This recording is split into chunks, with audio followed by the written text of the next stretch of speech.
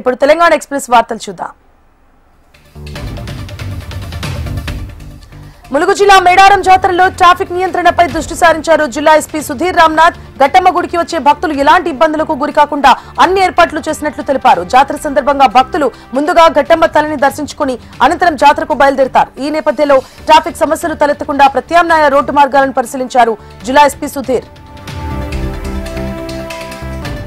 నకిలీ బంగారం అమ్ముతూ అమాయకులను మోసం చేస్తోన్న ముఠా గుట్టురట్టు చేశారు పోలీసులు. నిజామాబాద్ జిల్లాలోని సీతారాం నగర్ లో ఓ మహిళకి నకిలీ బంగారం ఇచ్చి 5 లక్షల డబ్బు తీసుకుని అక్కడిని చూడాయించారు.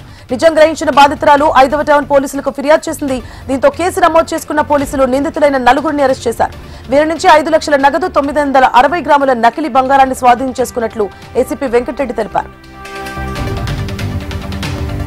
కొత్తగూడెం జిల్లా పాండురంగాపురం గ్రామ పంచాయతీలో స్థానిక సంస్థల ఎన్నికలు వివాదాస్పదంగా మారాయి. గ్రామంలో ఎస్టీ జనాభా లేకపోయినా వారికి రిజర్వేషన్లు కేటాయించడాన్ని గ్రామస్తులు నిరసించారు. మొత్తం 8 వార్డులుండగా అందులో 4 వార్డులను ఎస్టీ రిజర్వేషన్ కు కేటాయించారు అధికారులు తీసుకున్న ఈ నిర్ణయంపై స్థానికులు అభ్యంతరం వ్యక్తం చేస్తూ తక్షణమే ఈ కేటాయింపులను రద్దు చేయాలని డిమాండ్ చేశారు. ఆసిఫాబాద్ జిల్లా ఈస్గాం శివమల్లన్న ఆలయంలో షష్ఠి బోనాల కార్యక్రమాలు ఘనంగా ప్రారంభమయ్యాయి.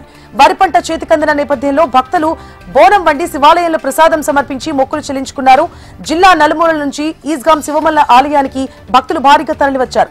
భక్తులకు ఎలాంటి అసౌకర్యం కలగకుండా అన్ని ఏర్పాట్లు చేసినట్లు ఆలయ కమిటీ సభ్యులు తెలిపారు. కొత్తగూడెం జిల్లా అనంతరంలో బీఆర్ఎస్ పార్టీలోకి భారీ చేరికలు జరిగాయి. మాజీ ఎమ్మెల్యే నాగేశ్వరరావు ఆధ్వర్యంలో పలు పార్టీలకు చెందిన 30 కుటుంబాలు బీఆర్ఎస్ పార్టీకి మారాయి. నాగేశ్వరరావు వారందరికీ పార్టీ కండువాలు కప్పి పార్టీలోకి సాదరంగా ఆహ్వానించారు. అధికారంలోకి వచ్చిన కాంగ్రెస్ ప్రజల సంక్షేమ అభివృద్ధిని గాలి కుదిరేశారని నాగేశ్వరరావు విమర్శించారు. స్థానిక సంస్థల ఎన్నికల్లో బీఆర్ఎస్ గెలవబోతోందని ఆయన ధీమా వ్యక్తం చేశారు.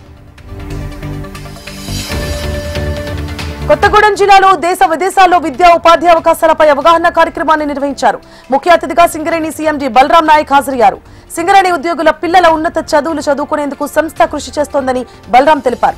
జాబ్ మేళాల ద్వారా ఉద్యోగాల కల్పన గురించి సంస్థ చైర్మన్ వివరించారు. మారుతోన్న సమాజ పరిస్థితులను అవగాహన చేసుకుంటూ కొత్తగా వస్తోన్న కోర్సుల్లో విద్యార్థులు అవగాహన పెంచుకోవాలన్నారు.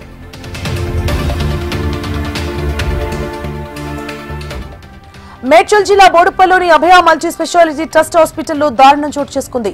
ఆసుపత్రి బిల్ డబ్బులు చెల్లించడం లేదని చికిత్స పొందుతోన్న మహిళ ఆక్సిజన్ ను ఆసుపత్రి సిబ్బంది తీసేశారు. దీంతో ఆమె మృతి చెందింది. మహిళ మృతదేహాన్ని డబ్బులు చెల్లించి తీసుకెళ్లమని ఆసుపత్రి యాజమాన్యం మహిళా కుటుంబ సభ్యులను దబాయించారు. దీంతో తమకు న్యాయం చేయాలంటూ మృతురాలి బంధువులు ఆందోళనకు దిగారు. Hyderabad SR Nagar police station పరిధిలో విషాదం చోటు చేసుకుంది. ఓ లాడ్జ్ లో అనుమానాస్పద స్థితిలో ఆత్మహత్యకు పాల్పడ్డాడు యువకుడు. చనిపోయిన వ్యక్తిది మహబూబ్ నగర్ జిల్లా మస్తీపూర్ కు చెందిన రాజశేఖర్ గా పోలీసులు గుర్తించారు. ఘటనా స్థలానికి చేరుకున్న క్లూస్ టీం దర్యాప్తు ప్రారంభించింది. పోస్టుమార్టం నిమిత్తం మృతదేహాన్ని గాంధీ ఆసుపత్రికి తరలించారు.